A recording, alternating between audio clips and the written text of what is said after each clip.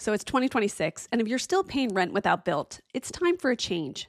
Bilt is the loyalty program for renters that rewards you for your biggest monthly expense, rent. With Bilt, every rent payment earns you points that can be used toward flights, hotels, Lyft rides, Amazon.com purchases, and so much more. And here's something I'm really excited about. Starting in February, Bilt members can earn points on mortgage payments for the first time.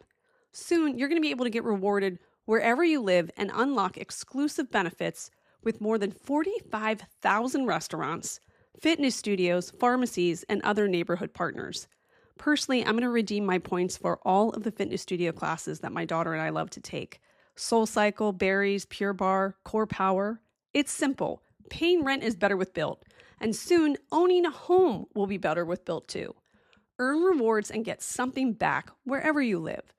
Join the loyalty program for renters at joinbilt.com/KKC. That's JOINBILT.com/KKC. Make sure to use our URL so they know that we sent you. The amazing Kate Casey. Welcome back for another episode of Reality Life with Kate Casey. Today's episode is not about a reality show or a documentary. It's actually about a podcast series. It began with a strange email, an unexpected message, and then, over time, something much darker, much more complicated. My guest is Elizabeth Laime, someone I've known for about a decade. We were introduced through her sister, Anna Marie, and over the years I've come to know Elizabeth as a deeply thoughtful storyteller. Elizabeth is the creator of the podcast series BETH'S, a haunting and unsettling story that begins in the early days of podcasting. Back then, Elizabeth and her husband Andy hosted a popular show where they offered unsolicited advice. Funny, sharp, and wildly ahead of its time. And then one day, a listener sent Elizabeth an email. What she shared was startling, personal, and strange. That message sparked a correspondence, one that would pull Elizabeth into a confusing relationship with a woman named Beth. At first, it felt like an odd connection, but over time, the communication became more intense, more unsettling, harder to walk away from. And then came the email that changed everything. Beth's brother Jason writing to inform Elizabeth that Beth had died. From that moment on, the story begins to spiral, because nothing is quite what it seems. Years later, Elizabeth revisits the experience with fresh eyes, alongside producer Monica Padman, and again with Andy, not just her co-host, but as her partner in trying to untangle what really happened. BETH'S is a story about catfishing, yes, but it's also about something much deeper. It's about trauma, about blurred boundaries, and the lingering impact of manipulation, and what happens when someone pushes past your sense of safety, slowly enough that you don't realize how far you've gone until you're already lost inside it. And woven into the story is another chapter of Elizabeth's life. In 2018, she came forward, along with 15 other women, in a CNN article accusing New York City voice acting coach of sexual assault and misconduct. Elizabeth has shared that he sexually harassed her in 2005 when she was a student taking voice lessons with him. With my background in crisis media litigation, I offered some insight privately. And now, 8 years later, that experience, the violation of boundaries, the aftermath, the reckoning, finds its way into the emotional landscape of BETH'S. This is a story about power and trust and about the long shadow of unsettling encounters and the ways they echo long after the moment has passed. Here is my interview with Elizabeth. Elizabeth.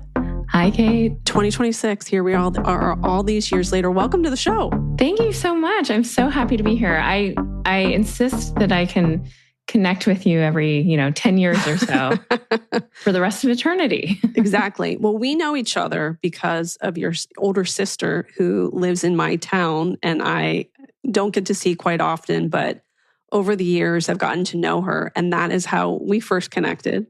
That's right. Many years ago. And having both been working in the podcast industry, it's always fun to reconnect because, you were one of the first people that I knew that had a podcast.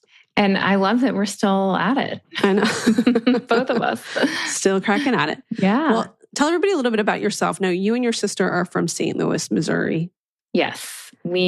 Although it's funny, Anna Marie, I'm not sure if she considers herself maybe from more there. Texan. Well, we lived in East Bay, San Francisco until I was 10 and she was 13, and then moved to St. Louis. I was born in Texas, but just my parents moved around a ton. Actually, Anna Marie was born in Canada. I don't know if you know that. No. But I was there for like really formative years, 10 to 18. So I'm from St. Louis. But then, we both went off to college and we haven't lived there since then. So we're just kind of nomads, I guess. But now we're in Southern California. Well, do you still think of yourself as from St. Louis in any way? Yes, I guess I do, because I'll meet someone who's from Chicago and I go, I'm from St. Louis. And they're like, so? But in my mind, I'm like, we're like the same. Yeah. And I actually just did an interview for a local St. Louis radio station, which was like such a thrill to me because I don't know, I have such a soft spot in my heart for St. Louis. So I guess I do, but now living here, I live in LA. My kids are Angelinos and, this is home now. So. Well, tell me a little bit about your parents. So my parents were Ron and Dee. They were, well, I guess where do you want me to begin? They, I think they met in their 20s. My mom became very sick with cancer when they were pretty young and newlyweds. And my dad helped her get through that. And they moved around a ton because of my dad's job. But my mom was like mostly a stay-at-home mom. And then she became a travel agent at one point. And my dad worked in construction engineering and like eventually worked for a company here in LA that had like these big international building airports and oil pipelines and some bad things like that. But, he worked his way up and put himself through college and did 2 tours of Vietnam. And he was a really hard worker. But my mom was our like home person. And she was wonderful, Southern, sweet, funny, had like really loved to host and decorate and do Christmases. And I had like a really idyllic in many ways upbringing with her. And then when I was off to college, my freshman year in college, she was diagnosed with pancreatic cancer. And my parents had moved out here and I dropped out of school in Ohio a few months later, came here to be with her, and I started school at UC Santa Barbara so I could be closer. And then she passed away. And then she was 54. My dad, 10 months later, passed away from a heart attack. So it was really, obviously, formative, awful time. And so it really also changed the trajectory of my life. Like I was studying economics and was going to become an accountant, which is so funny to me now because I can barely even like calculate for a tip. But in kind of grief and desperation for connection, and I started doing stand-up. And that kind of led me on the path that I guess I'm still on in some ways. Did the early stand-up have a lot to do with grief? No, I'm sure it was like so awful. Not that I'm sure I could make grief stand-up awful as well. Maybe it did, but I think I was doing that. Another thing you should know about me, Kate, is I looked like I was 40 when I was 20. Like I had, so I was in LA doing stand-up, and I vaguely remember one of my sets being something about like how many points, Weight Watchers points are in semen. Done. So it was real gems like that. Well, you think other people don't think about that? You're just speaking what people want to know. Yeah, it was really more of a PSA that I was doing. Yeah.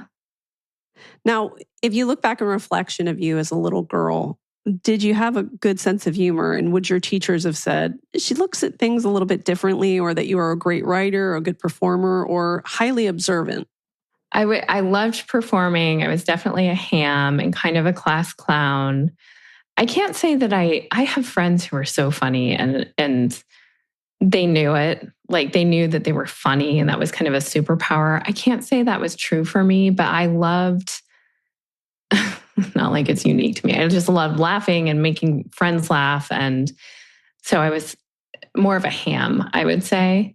I've always craved performing. I just never knew that this existed. My mom would have an Oscars party every year. And I always looked at actors like, oh my gosh, that's like the ultimate kind of pinnacle of success, but it felt so far away from me. And it still is. But now I'm in at least the kind of vicinity. And also I'm so glad I didn't pursue that because I don't know that it would have, I did pursue it actually, and it didn't work out for me. And I'm glad I kind of recognized that. But it was through acting and performing at the Upright Citizens Brigade Theater in New York that I realized I'm actually a really good writer. Mm-hmm. And I started to gravitate towards that more and then just kind of committed to it. And that became the new goal was I'm going to write for TV. Now, for outsiders, the idea of just beginning a job in sitcom writing or anything in that space seems so far removed. How hard was it to kind of crack your way into the industry?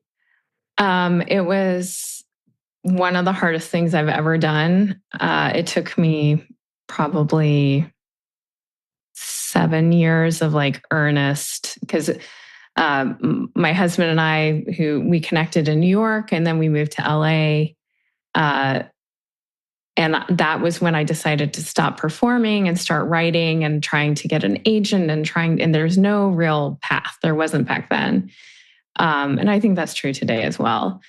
But it took me, let's see, I was 28. So 7 years before I got paid to write.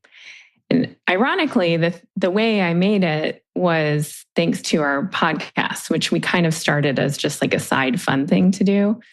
But I find in life that's often the case. Like the fun thing that's your passion project, like ends up serving you in ways you couldn't fathom. And so for me, we had a comedy podcast. We interviewed my comedy friends from New York and LA, and then started to meet more comedians and funny people and writers, and the network expanded. And then two of the funniest humans in the world, Diane Raphael and Casey Wilson, were the ones who helped me sell my first idea. And it was truly because I was just joking with them about this project I wanted to start. And they then said, hey, we want to take this to ABC. It just like, when it happened so fast.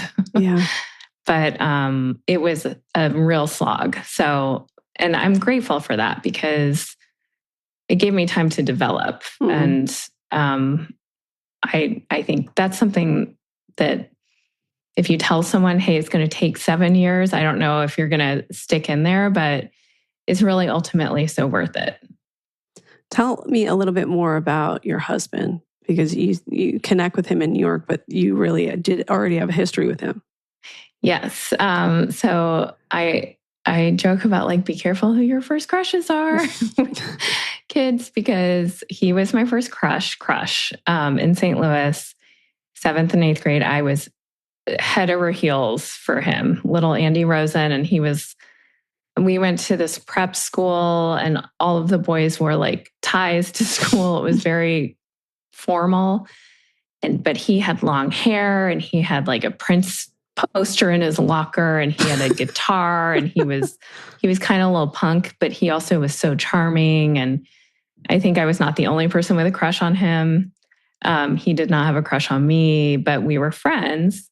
And then his family moved to Idaho in 9th grade.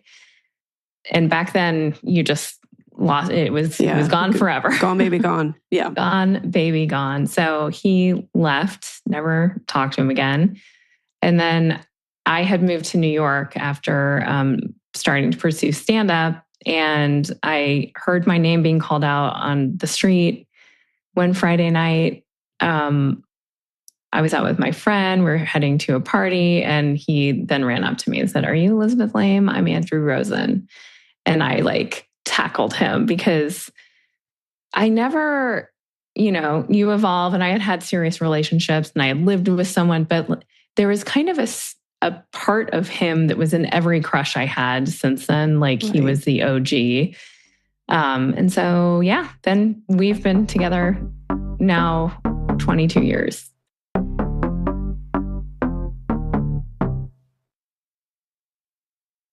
Every year I tell myself, look, you got to get better about meal planning. And every year life gets busy and it falls apart. What finally clicked for me is realizing that meals don't have to look one specific way. They just have to fit your life. That's what Marley Spoon does really well. Marley Spoon adapts with you. Some nights you cook, some nights you heat, and some nights you just do dinner done fast. They've got great options for all of this, so that meals fit your schedule and not the other way around. And it still helps me eat well without overthinking it. Everything's chef designed, made with quality ingredients, and balanced enough to feel good about it. And the best part is my oldest, who is 16, is enjoying cooking, especially healthy meals. Marley Spoon gives you over 100 recipes to choose from each week, so you can have comforting classics to fresh, balanced dishes, and all made with quality ingredients. There's something for every mood. Mia made roasted salmon with Mediterranean seasonings with roasted peppers, and I love the pork with Brussels sprouts. Oh, also, Marley Spoon's prepared meals are exactly what they sound like. Convenient, delicious, and on the table in minutes. They are lifesavers when I really just don't feel like cooking. This new year, fast track your way to eating well with Marley Spoon. Head to marleyspoon.com/offer/KateCasey for up to 25 free meals. That's right, up to 25 free meals with Marley Spoon. That's marleyspoon.com/offer/KateCasey for up to 25 free meals. The new year brings advice from every corner. Your feed, your group chat, even your barista. Everybody thinks they're a therapist. But here's the thing, advice isn't therapy. Grow Therapy connects you to licensed professionals who actually get you. Therapy is too expensive used to be the end of the conversation. But what if it didn't have to be? With Grow Therapy, care is designed to be affordable, insurance-friendly, and easy to understand. No subscriptions, just support that fits your life and your budget. Whether it's your first time in therapy or your 50th, Grow makes it easier to find a therapist who fits you, not the other way around. And they connect you with thousands of independent licensed therapists across the U.S., offering both virtual and in-person sessions, nights and weekends. And you can search by what matters, like insurance, specialty, identity, or availability, and get started in as little as 2 days. And if something comes up, you can cancel up to 24 hours in advance at no cost. There are no subscriptions, no long-term commitments. You just pay per session, and Grow helps you find therapy on your time. Whatever challenges you're facing, Grow Therapy is here to help. Sessions average about $21 with insurance, and some pay as little as $0 depending on their plan. Visit growtherapy.com/KateCasey today to get started. That's growtherapy.com/KateCasey. growtherapy.com/KateCasey. Availability and coverage can vary state by state and insurance plan.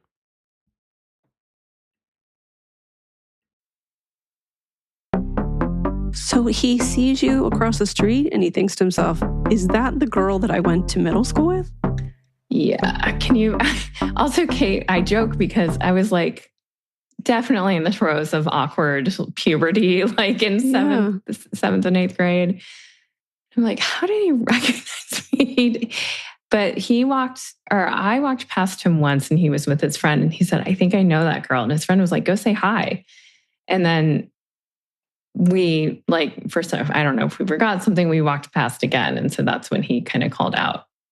Isn't that wild? Well, if you hadn't walked maybe back that second time, I don't know. It would have been minus sliding door experience. I definitely, not to get too woo-woo, but so we hung out that whole night. We had this crazy fun New York City night. And then he had to go to work at 7 a.m. the next morning. And I went to get into a cab and this song was playing that I very much associate with my mom.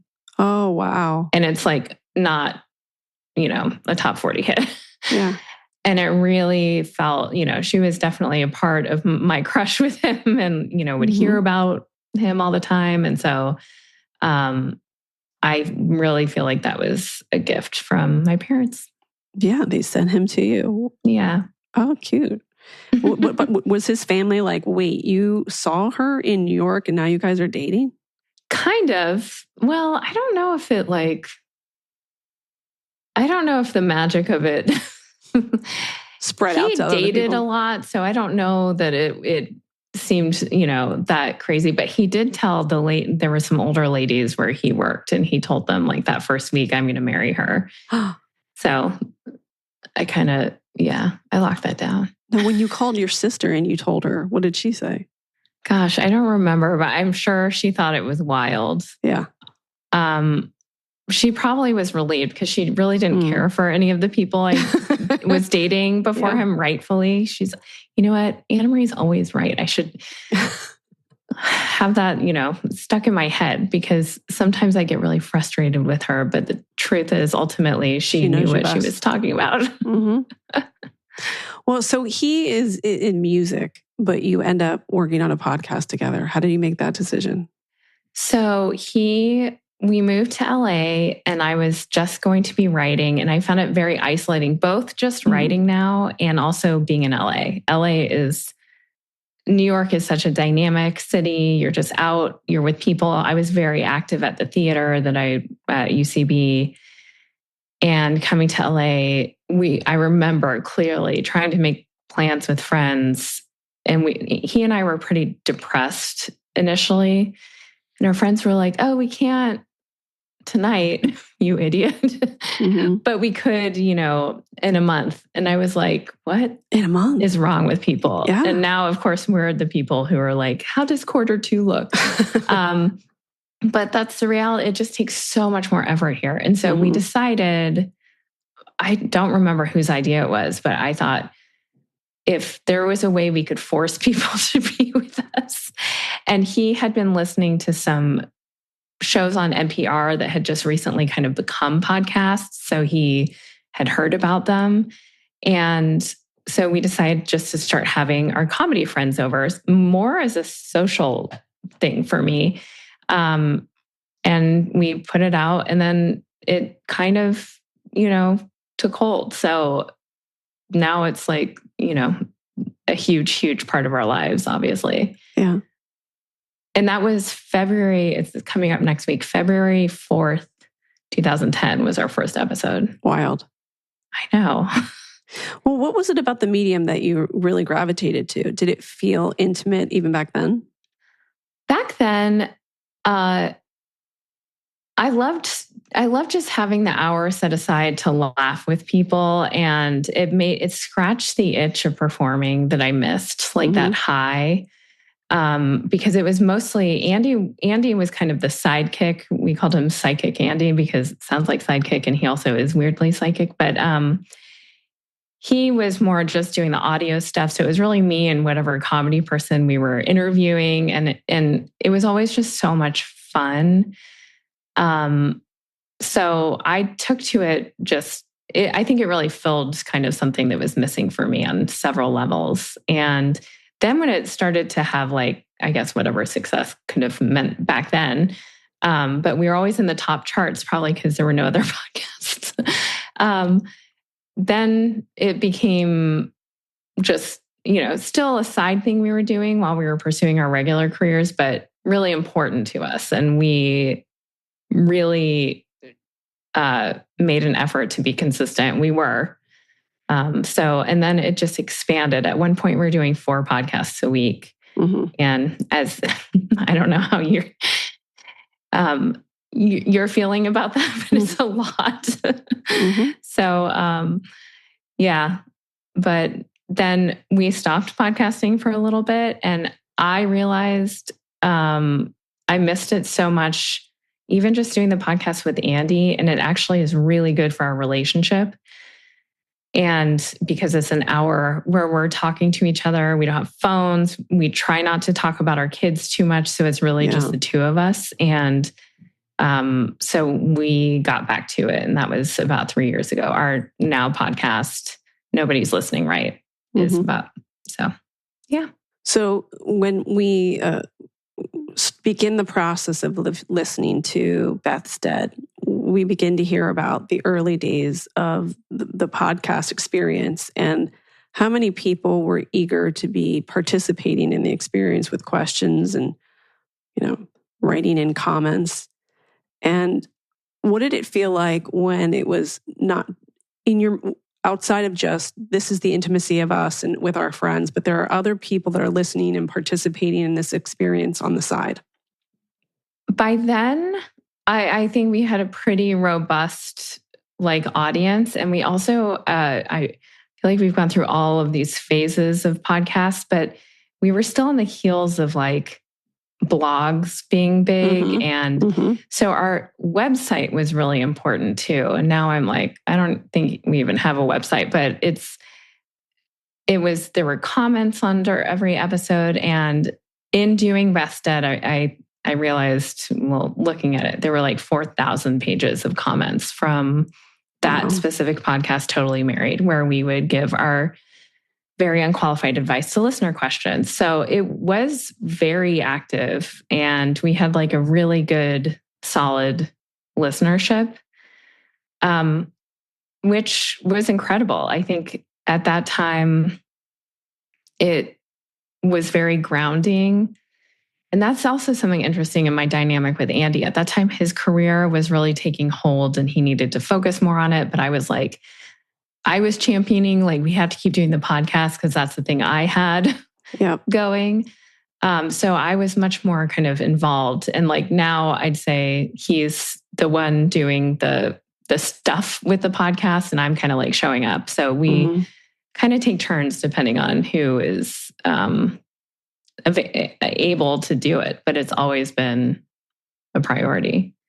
So at this point in the podcast, like you said, Andy's pretty busy, and then you're spending more time looking through the comments, but also answering emails. So can you walk us through how this story sort of begins? Yes. So people would write in these questions. I'm still like this. I'm a super responder usually. I feel stressed out if there's an email I haven't responded to. And I'm trying to let go of that because sometimes you just don't need to. Do you think that's people pleasing or? Yeah, I do think so. And being being a good student and being a good employee. And it's just been, I have friends who just never text back. And I'm that is awesome. I know people that don't even look at their DMs. I'm are you some sort of monster? It's a weird thing, but the truth is, if it's a complete stranger, what do we care? But in this case, I was viewing the podcast as my job, and part of that, and I still do this. I'm sure you do this too, responding to comments on Spotify and responding to Instagram comments and keeping up with all of it. I mean, not all of them, but trying to stay somewhat engaged, and I enjoy it by and large. But in this case, I was responding to every email that came in because I viewed it as part of the work. However, at this particular kind of tender moment in time when I was just had my first baby,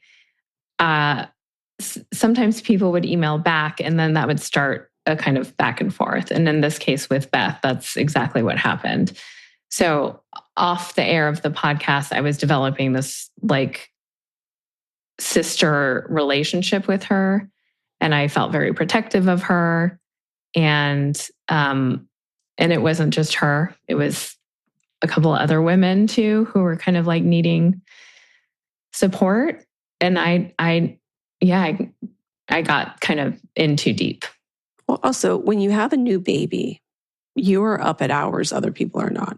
I swear I got so much done in those months because I'm able to answer emails at 2:30 in the morning where the house is quiet. No one is bothering me. I'm not getting interrupted. Yes. And so you're in this frantic kind of stage because you've got a newborn, you're sleep deprived, but you want to get stuff done. And I think you're sort of disconnected in some ways from your authentic core self because of the sleep deprivation. Your hormones are out of whack. You're off your schedule. And you've also added another element to your life, a huge element that makes you kind of off kilter. You have to reassess your schedule, your timing, how you're going to divvy up your time, your energy. And it's also such an incredibly special time because you're so deeply in love with this baby. Yeah. And so you're just off kilter. And when this experience happens, I think it kind of, I think it symbolizes that precious time. I think you're totally right. And actually, after we put Beth's Dead out, I feel like a lot of moms came out and with like this very supportive opinion of not enough credence was given to the fact that this was postpartum. And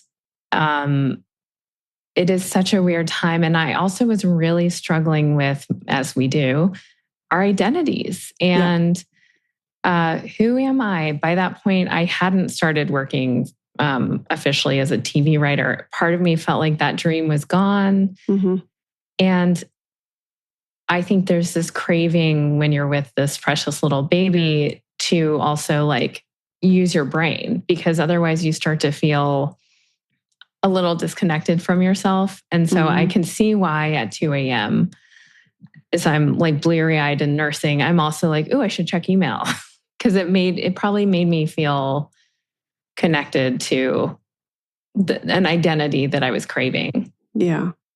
Also for me, in listening to it, I was thinking about how much you wanted to help this person that had reached out to you. And of course, there are other people that are added to the equation, but at a cellular level, there's this one woman who's facing adversity.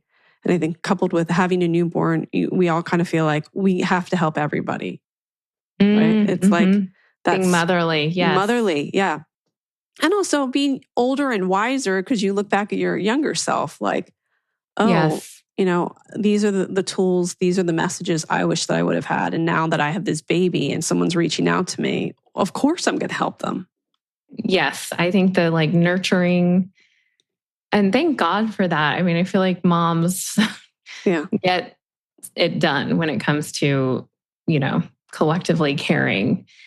And so we also on the podcast talk about a bit of like, I was almost practicing motherhood on her and helping to guide her, but in ways that upon reflection, I realized were, now I look back on and think that was wild that I was giving this like intense advice to someone I had never met. But I really felt like I knew her. Yeah. Well, also when you're off kilter, sometimes people can come into your, for lack of a better term, force field. And it can be surprising at times, I think for everybody, if they look in reflection of their life, that when you don't feel yourself, you're a little bit off kilter. Sometimes we allow people into our space that suck and they drain us. Yes. That if we were not off kilter, we would have, had red flags. We would have had a wall up. But there's just enough of a crack in our armor that people can kind of weasel their way in. Absolutely. Yeah. Yeah.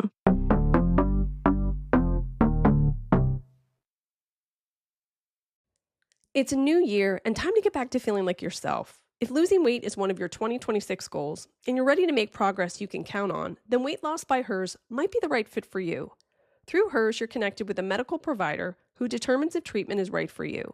If prescribed, your treatment plan is personalized to support you in reaching your goals. Plus, you can access a range of treatment options, like oral medication kits or GLP-1 injectables. Hers goes beyond medication by offering access to ongoing care, dosage, and medication adjustments, lifestyle and nutrition tips, and 24/7 support with no hidden costs or membership fees. And with options starting at just $69 per month with a 10-month plan when paid upfront and full, Hers provides access to options that fit your goals and your budget. Feel like your best self again. Visit forhers.com/Kate Casey to get a personalized, affordable plan that gets you. That's FORHERS.com/Kate Casey. forhers.com/Kate Casey. Weight loss by hers is not available everywhere. Compounded drug products are not approved or evaluated for safety, effectiveness, or quality by the FDA. Prescription required. See website for full details, important safety information, and restrictions. Actual price depends on product and plan purchased. Well, when I was listening to this, I was reflecting on our personal history. And in 2018, we had a conversation about an experience that you had when you were in New York. And I thought in listening to the episode, it reminded me of your experience and how when I spoke to you in 2018, you had been reflecting on an experience with a voice coach. And if I were to go back in time, it was very important for you to support other women through their pain. And it made me wonder if a part of the story it has to do with you healing your younger self as well. You're a genius. You're really honestly the only person who has connected those dots. We did discuss at some point in recording BETH'S Dead, I brought up that time where a voiceover coach I had groomed me and assaulted me. And then I went on with my life. That would have been in like 2005. 2005. Mm-hmm. And always thought it was my fault. I had done something. I'd given him the wrong impression. Like I had stopped working with him. I was newly dating Andy when this happened. I felt immense embarrassment and shame, but moved past it. And then when Me Too happened, I think you mentioned you even saw this post on Facebook, back when I was on Facebook, posting, realizing this creepy thing happened. And it was like when Me Too happened, it just kind of exploded something in my brain where I thought, I bet that wasn't me. And that's creepy. And he's a working voiceover teacher. And so I posted about Peter Rofe and it kind of spread like wildfire. And then before I knew it, there were 10, 20, 30, I don't remember how high it got, but it was like climbing women who had been victimized by him. And the way he groomed all of us was so eerily similar.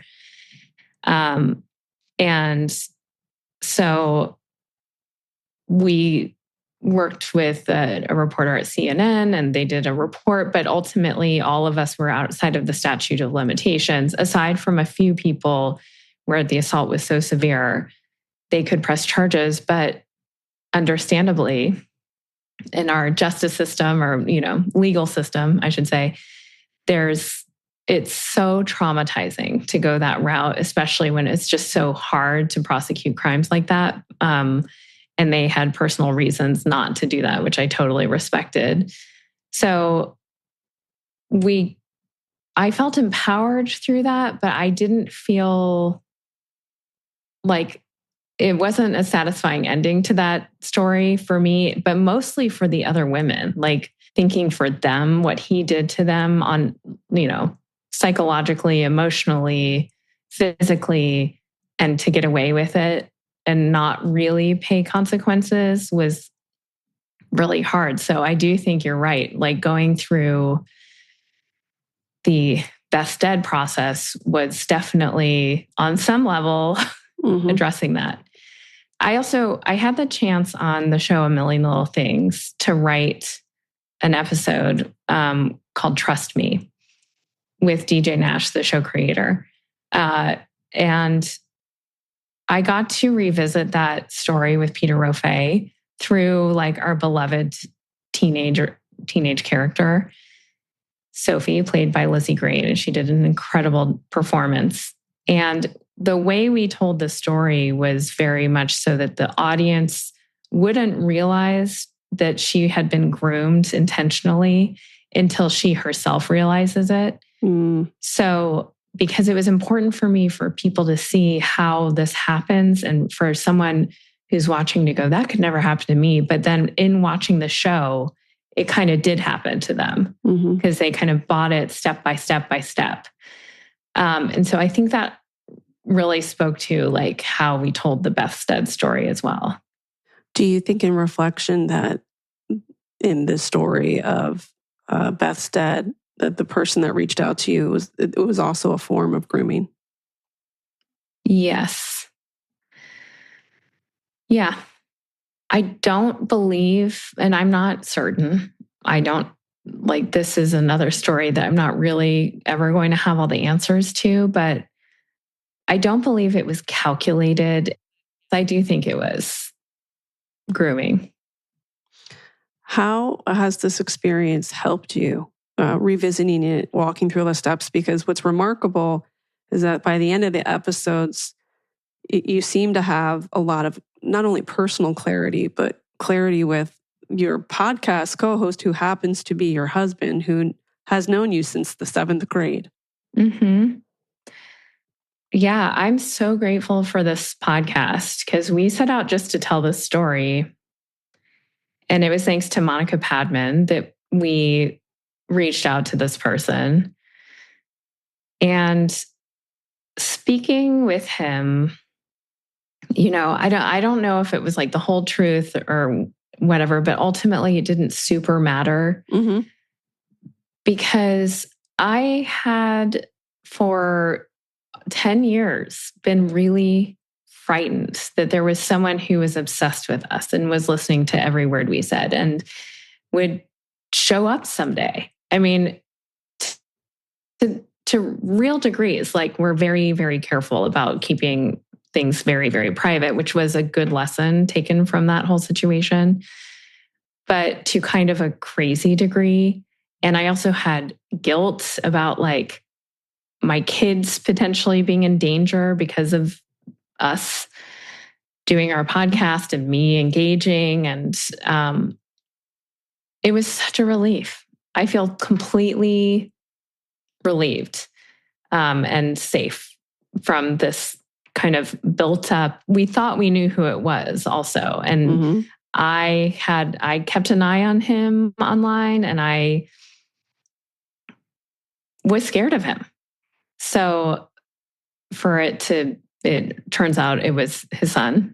And I think getting that kind of closure was not something I could have expected in doing this podcast. And so I'm really very pleased.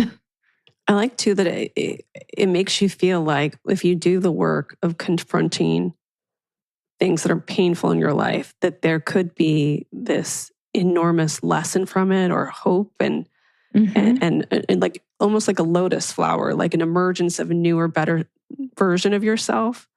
But you have to kind of walk through it in order to access it. Totally. And I also, we walked through it together, as you said, with my husband, who had never heard any of my correspondences with this person. And I hadn't revisited any of them since I pressed send. So also, I mean, going back to the voiceover coach thing, kind of healing myself and having compassion for young me going through that. And also there was like a liberation in Andy hearing it all as well. And there was no part of him that I think he was thrown and surprised at how kind of deep I got, which I was too. But it felt like cleansing almost to just have it all out in the open with him after all this time. Well, also when you hear back from other people that say this story stuck with me because I had carried shame about something that happened to me too. The ability to share it with other people and to hear that it, is a similar experience that they have faced must have felt like it was worth it in the end.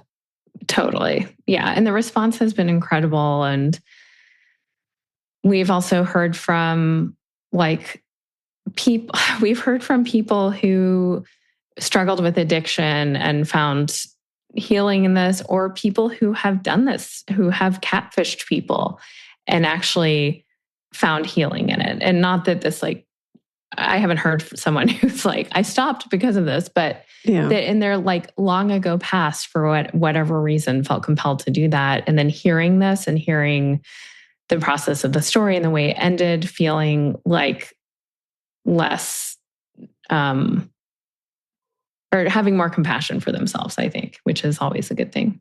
Now, the person who did this, do they still live in anonymity? Have they ever reached out to you since this podcast is launched? No. And in fact, not in a rude way or anything, but our final correspondence was very much like, thank you. Like, this is going to be the end of the road. You know, I think we both kind of got what we were hoping to get out of it. And in his case, it was to apologize. And so I think that was successful. And then Monica approached him about this story in the email because we can hear in the episodes the process. Yeah. Did he have any idea about podcast at all? Was he a podcast listener? Did he seem excited about the ability to tell like this part of his story, or just completely clueless about how big this was going to be? You know, we really didn't speak to it. You really hear pretty much outside of like, we edited out a bunch of like very long, uncomfortable pauses and stuff like that. But you really heard like the full conversation. And I think he claimed he has never listened to us again. There was the way he was also, though, about meeting Monica makes me think, like, has he listened to Armchair? I don't know. Yeah. But she wasn't like a complete unknown entity to him. Yeah. So I have to think he, on some level, would know kind of the reach she has, but also part of me suspects, like, if I take him at face value, I don't think he's listened or is going to be listening or necessarily cares or wants to know. So, I don't know. That was something we were much more conscious of like, this is potentially going to reach a lot of ears and people are going to be curious and have questions and maybe be judgmental. And, you know, so. What has there been anything about this experience that has surprised you about yourself? That's a great question. Not necessarily, actually. I can't think of anything. I think I maybe something that surprised me is how much I really enjoyed doing this type of podcast. And I know it was like a personal story of mine, but even just with my producer hat on and writer hat, it was really fun outside of the content to make. And, you know, the three of us formed such a bond. And this is just one of those things, like, I never could have imagined that we'd do this. And it was so fulfilling on so many different levels that I'm kind of craving like that sort of storytelling, I guess. Yeah. Maybe not my story this time. So yeah, that was a pleasant surprise. I thought like the making of it would be a slog, but it was like just to get it out. And in fact, it was really a great process. And how long did it take from the beginning to the end? It took over 2 years. Wow. Can you believe it? I mean, definitely points where we thought we weren't even going to put it out because we were scared. Or, you know, just schedules and people and like the kind of plan changed for the show so many times. And ultimately, it was a great lesson in kind of trusting the process because I think it happened exactly how it should have happened. Yeah. Well, tell us what you're working on now in terms of writing, where they can listen to the podcast, where they can follow you, all the good things. Thank you so much. I am found on Instagram. Our Instagram is Nobody's Listening Right. You can find our podcast anywhere you listen to podcasts, as well as obviously BETH'S Dead, which is out in completion. And writing right now, I'm writing a feature that I can't really speak to, but I'm writing it with my good friend Terrence Coley, and he and I wrote, 40 episodes together of A Million Little Things. So it's been so fun.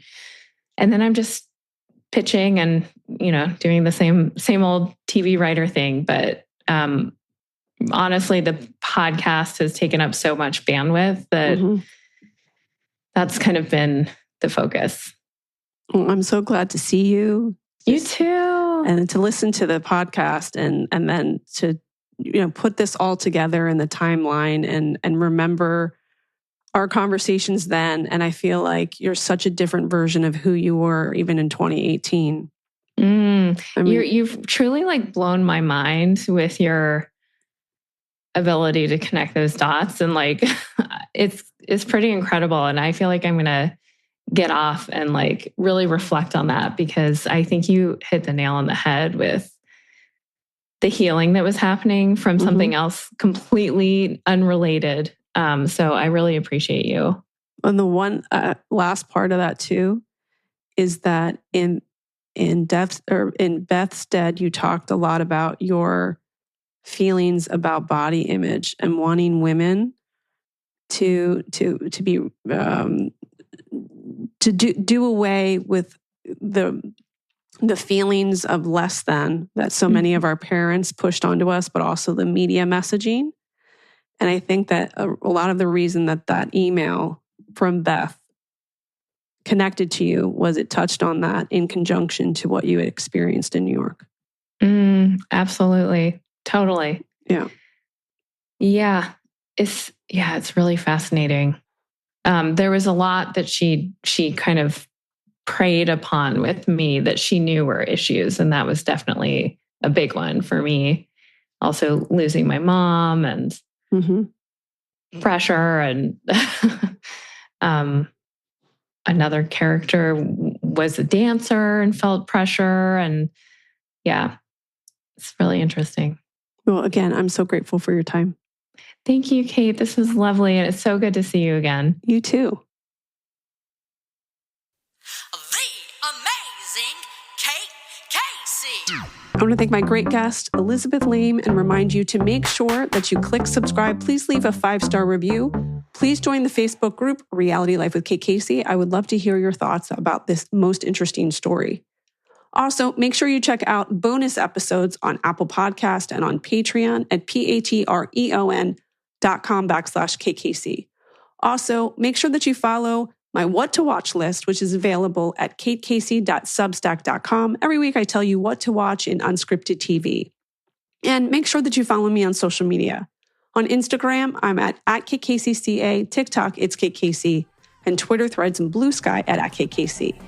Check back tomorrow for an all-new episode.